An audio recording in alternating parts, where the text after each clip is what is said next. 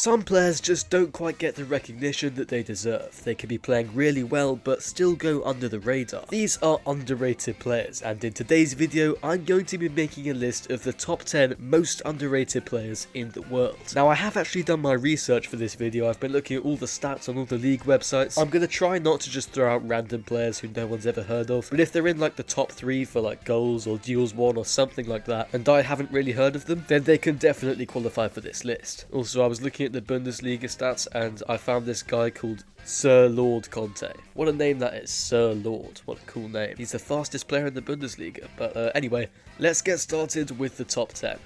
But before we do, I need to mention that I recorded most of this video like 2 weeks ago, so most of the stats that I give in this video are around 2 weeks out of date. I don't think this is a problem and most of my picks are still completely valid, so I just wanted to let you know that. Anyway, 10th, Kone. Manu Kone now plays for Roma and he's been one of their best and most consistent players this season. Roma have been struggling with a couple of sacked managers, but throughout that time Kone has been a standout midfielder, helping them to dictate play with his positioning and passing. From what I've read, Roma fans seem to really appreciate Kone, but outside of Italy, most people don't realise how good he is. If I was making this list back when he was at Mönchengladbach, he'd be even higher up, but since Roma is a big club, there are now a few more people who rate him.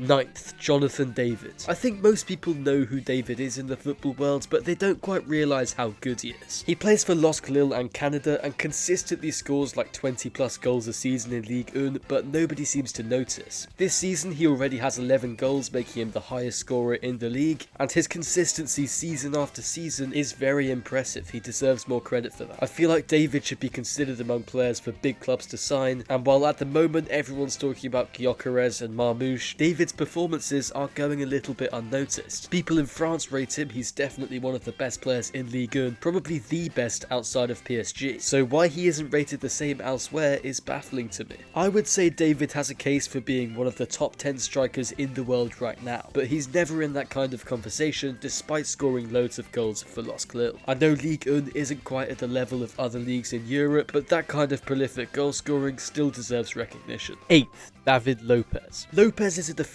who plays for Girona and he's been really impressive these last couple of seasons. I would even argue that he's Girona's best player. In both La Liga and the Champions League, he's been dominant at the back. Now here's a stat that might surprise you. He's completed the 3rd highest amount of passes in La Liga this season. The only players who've completed more than him are Barcelona players, and we know that they keep a lot more possession than Girona. But despite this stat and his great performances, a lot of football fans still don't even know who Lopez is, and those who do probably don't realise just how good he is. So because his great passes and importance to Girona's defence aren't really appreciated enough, Lopez is definitely one of the most underrated players. 7th, Mikkel Damsgaard. You might remember him for his free kick against England in Euro 2021, but right now I'd say he's performing better than ever. He has 7 assists for Brentford this season, but I've heard nobody talking about it. From what I saw when Brentford destroyed Southampton 5-0 at St Mary's, Damsgaard played a key role in almost all of their goals, and while forwards like Mbermo and Wissa are also underrated, they are at least getting a bit of credit for what they're doing. Damsgaard on the other hand is very rarely mentioned, and he should be because I would say he's been one of the best midfielders in the league this season. Only Mohamed Salah and Bukayo Saka have more assists. He's also got 2 goals this year. Definitely one of, if not the most underrated players in the Premier League. 6th, Desnel Dumfries and Hakan Çalhanoğlu. Yes, I have picked 2 players for the same position,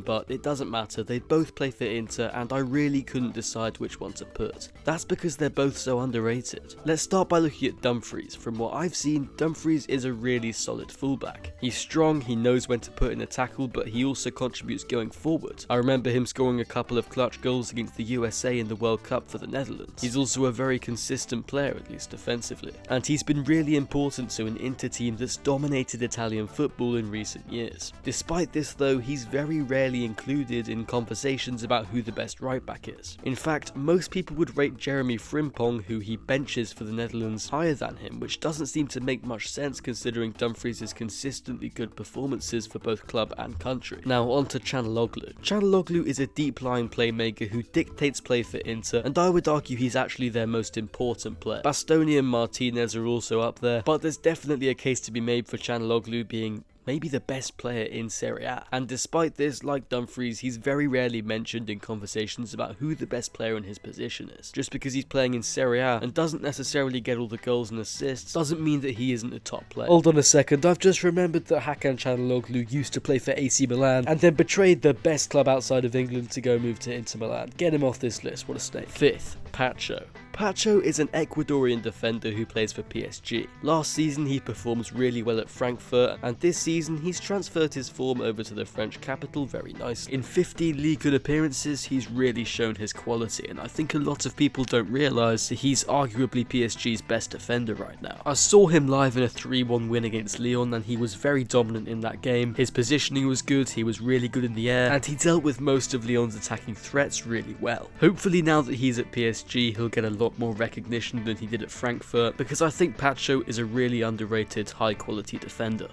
Fourth, Jonathan Burkard. Burkard is a German forward who plays for Mainz, and this season he scored 12 goals in the Bundesliga, yet not many football fans really know who he is. Within Germany, Burkard is high rated, and that makes sense because only Kane and Marmoush have scored more goals than Burkard in the German top flight this season. But outside of Germany, this guy is really underrated. I don't think people quite realise how good of a season he's having. Mainz aren't really a top team, so to have that many goals is a really good achievement. But when I was doing the research for this video a couple of weeks ago, Burkard with 12 goals had just one less than Marmoush and Isak with 13 goals. Yet those two have been some of the highest rated forwards in Europe this season. I'm not saying Burkard is better than those two, they have more assists and they've scored more goals in the last couple of weeks, but Burkard still deserves more recognition. Third, Kusenov.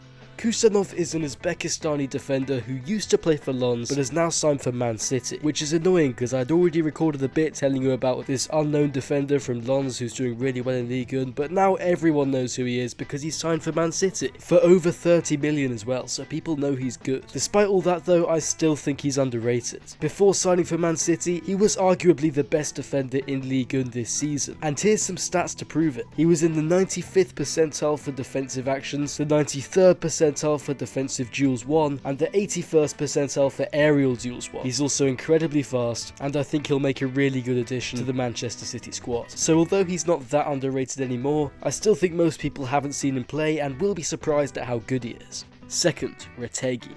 Before doing research for this video, I hadn't heard Retegui's name since the Euros, and he was pretty average in that tournament, but turns out he's been one of the best players in Serie A this season. He's got 14 league goals, which is more than any other player. He has the highest goals plus assist tally, the most goals per 90, the most XG per 90, and the second most shots on target per 90. So either I've been living under a rock for the past 6 months, or this guy is insanely underrated. I think Atalanta as a whole are very underrated because they're not your typical big Italian club like Milan or Inter, but they are right near the top of Serie A at the moment, so with Retegui scoring so many goals but not getting the same hype as players like Marmoush and Isak, I think it's fair to include him at second place on this list. Now before I give my number one, I'd just like to say two things. One, the order of this list doesn't really matter, it's more about who makes the top 10. Secondly, I'm going to give you a big list of the honourable mentions, so here goes. Wissa, Saka, Rodri, Walker-Peters, Mendes, Constantine, Chukwueze, Alvarez, Jensen, Anton Dallo, Tarkowski, Marmoush, Guirassy, McTominay, Guehi, Gordon, Barnes, Palmer, Onana, Hummels, Veerman, Sarr, Palacios, Lookman, Budimir, Griezmann, Valverde, Simpson, Puzzi, Sugawara, Pepe, Milenkovic, Xhaka, Ibisha, Cher, Mikhail Tadze, Kirkez, Lobotka, Kane, and there are probably many others that I didn't write down in that big list. But now it's time for me to reveal my number one most underrated player. First, Yates.